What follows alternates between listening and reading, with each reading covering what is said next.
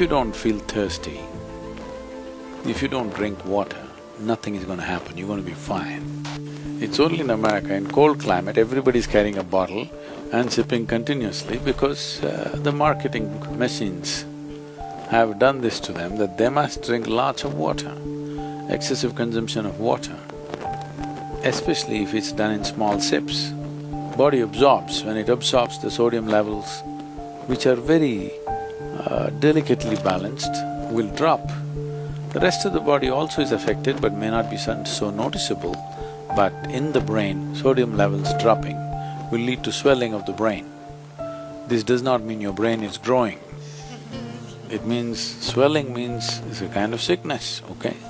Not expansion of the brain, it's swelling up because of lack of sodium content.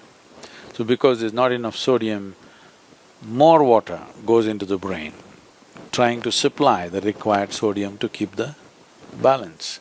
So more water in your brain means you will slosh.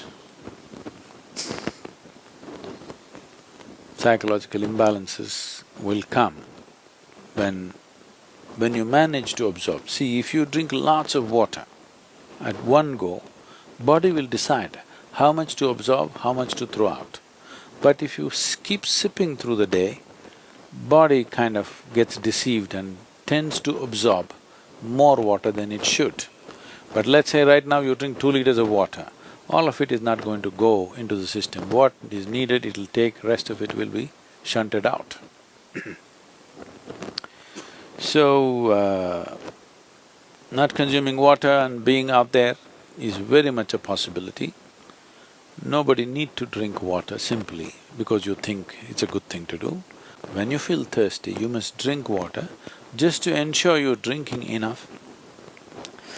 Drink 10% more than what you actually need, a couple of cups more, just to ensure that you don't drink less. If you're not the kind who is carrying a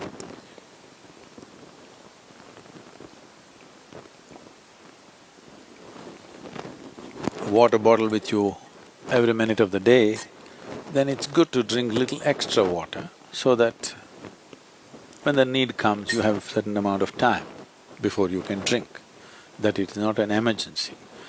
At the same time, when you need water, when you're thirsty, if you don't drink, it'll cause damage to the system. I would say,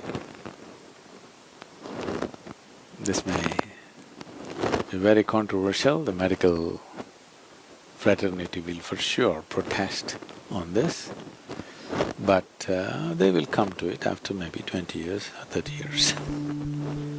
I would say if everybody consumes good water in sufficient quantity, 50% of the heart attacks in the world would come down. The damage to the heart is immense when the water that is needed is not there in the system. But when I say water, it is not just about drinking liquid water, you must eat high water content foods. If you eat a fruit, it's nearly 90% water.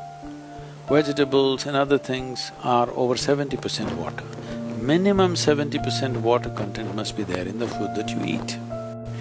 So, very low water content food you eat and it goes and gets stuck in your… like concrete, it sits in your stomach. Now you drink water, that's not going to help. You must eat high water content foods. When you consume food, at least it must be level with the percentage of water content in your own body. So any food that you eat should be at least 70% water content. So this is why vegetables, fruits must be part of your diet so that it is there. Not consuming water in certain situations is okay, but if there is an indication of thirst, you must drink water. It's very necessary that you must drink water when there's an indication of thirst, because body has its own way. When it indicates you need water, you must give it water within 20 minutes or at least at the most half an hour. You must drink substantial quantity of water.